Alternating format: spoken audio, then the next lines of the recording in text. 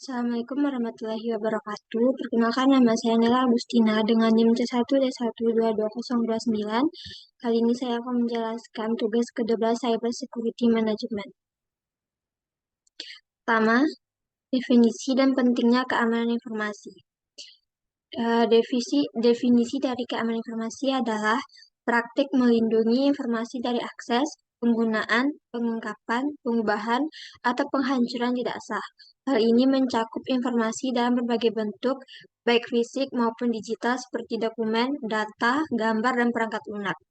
Mengapa penting dalam menjaga keamanan informasi? Yang pertama, melindungi data berharga seperti data pribadi, keuangan, dan bisnis. Yang kedua, mematuhi peraturan yang menghindari denda. Yang ketiga, meningkatkan kepercayaan pelanggan dan mitra bisnis. Keempat, menjaga kelangsungan bisnis dari gangguan, serta melindungi privasi individu. Soal kedua, tentang ISO 27001, standar untuk sistem manajemen keamanan. ISO 27001 adalah standar internasional yang menetapkan persyaratan untuk Sistem Manajemen Keamanan Informasi atau ISMS. Standar ini dirancang untuk membantu organisasi mengelola risiko keamanan informasi secara efektif, melindungi aset informasi yang berharga seperti data pelanggan, informasi keuangan, dan rahasia bisnis, serta memastikan kelangsungan bisnis yang berkelanjutan.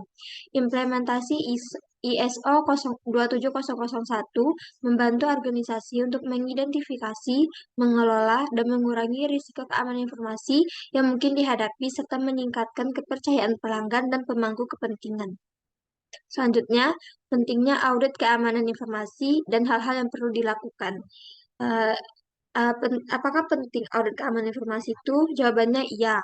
Audit rutin sangat penting dalam penerapan keamanan informasi dalam suatu organisasi. Audit teknologi informasi secara internal membantu memastikan bahwa kebijakan dan prosedur keamanan informasi yang ditetapkan oleh organisasi diikuti secara konsisten dan efektif. Hal-hal yang perlu dilakukan adalah mengidentifikasi celah keamanan, yaitu audit membantu menemukan kelemahan dalam sistem dan proses keamanan informasi sehingga dapat ditangani sebelum terjadinya pelanggaran.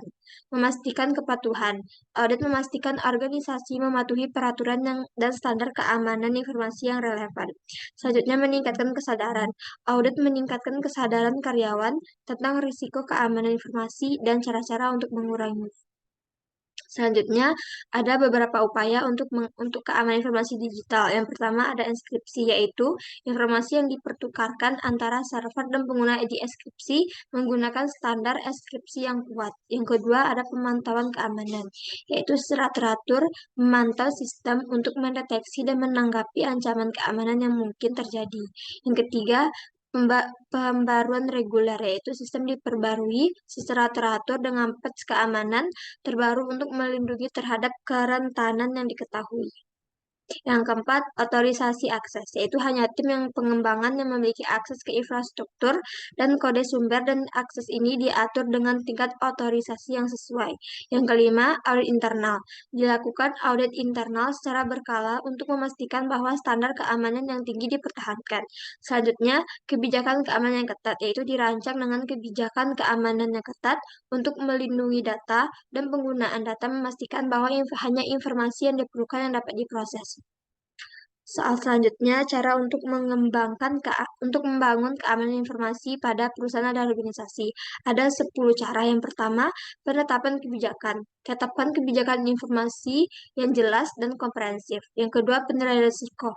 Lakukan penilaian risiko untuk mengidentifikasi ancaman dan mengukur risiko terkait. Yang ketiga, pengelolaan akses, yaitu atur sistem pengelolaan akses yang ketat.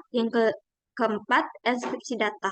Terapkan enskripsi data untuk melindungi data sensitif. Yang kelima, pendidikan karyawan. Tingkatkan kesadaran keamanan karyawan melalui pelatihan. Yang keenam, pengujian keamanan. Lakukan pengujian keamanan secara berkala. Yang ketujuh, pemantauan dan tanggapan. Tetapkan pemantauan kejadian keamanan dan prosedur tanggapan terhadap insiden.